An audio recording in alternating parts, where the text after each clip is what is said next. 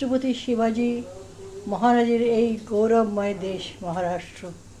কাল মহারাষ্ট্রে গুড়ি পাড়োয়া, সারা দেশ জুড়ে উৎসব আনন্দ মেতে উঠবে মানুষ। হ্যাঁ, মানুষ মেতে উঠবে।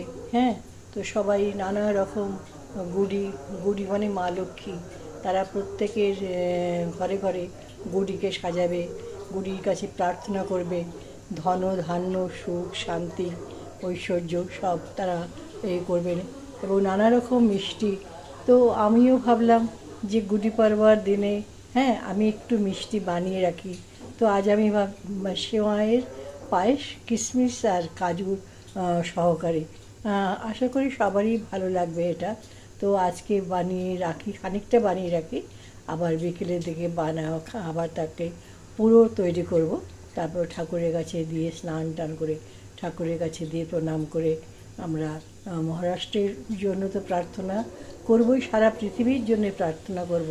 হ্যাঁ, যেন সমস্ত মানুষ সুখ শান্তিতে থাকে, একে অপরের গলা হাত রেখে কাঁধে হাত রেখে তারা সবাই যেন ভ্রাতৃত্ব বোধ অনুভব করেন। এবং মহারাষ্ট্রের আর্ট কালচার, হ্যাঁ, তারা অত্যন্ত বিনম্র। তারা তাদের শিক্ষা দীক্ষায় থাকলেও তাদের মধ্যে সেই নম্রতায় তারা বুঝতে দেয় না। তো আমার এক বান্ধবীর সাথে, এক মহারাষ্ট্রিয়ান বান্ধবীর সাথে আলাপ হলো। তো উনি সব গল্প করছিলেন। হ্যাঁ, তো উনি পঞ্চগনিতে জন্মগ্রহণ করেছিলেন। তো নানা রকম কথা আমি বললাম যে আমরা উৎসব নববর্ষ আমাদের হয়, তবে কি উৎসব সবার জন্যে, উৎসবে কোনো ভেদাভেদ হয় না। তো সেই জন্যে আমি চিন্তা করছিলাম কি করা যায়। তো এটা কিছু ভালো জিনিস আমি ভাবলাম, এটা তো অত্যন্ত শুভ এবং ছোট থেকে বড় সবারই ভালো লাগবে। এবং মা লক্ষ্মীর অত্যন্ত প্রিয় জিনিস হচ্ছে ক্ষীর। তাই এই সকল চিন্তা করে আমি এটা বসালাম।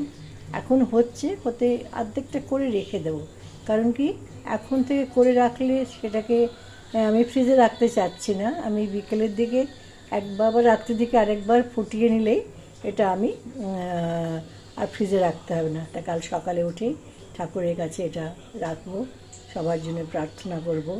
আপনারা যে যেখানেই থাকুন না কেন সবাই সুস্থ থাকুন, শান্তিতে থাকুন, আমার অনেক শুভেচ্ছা এবং ভালোবাসা রইল। পৃথিবী শান্তিতে ভরে যাবে, নিশ্চয়ই ভরে যাবে ঠাকুরের আশীর্বাদে। হ্যাঁ, আমরা যে যেখানে থাকি সবাই ভালো থাকবো, প্রত্যেকের জন্য শুভ কামনা জানাবো এবং প্রার্থনা করব।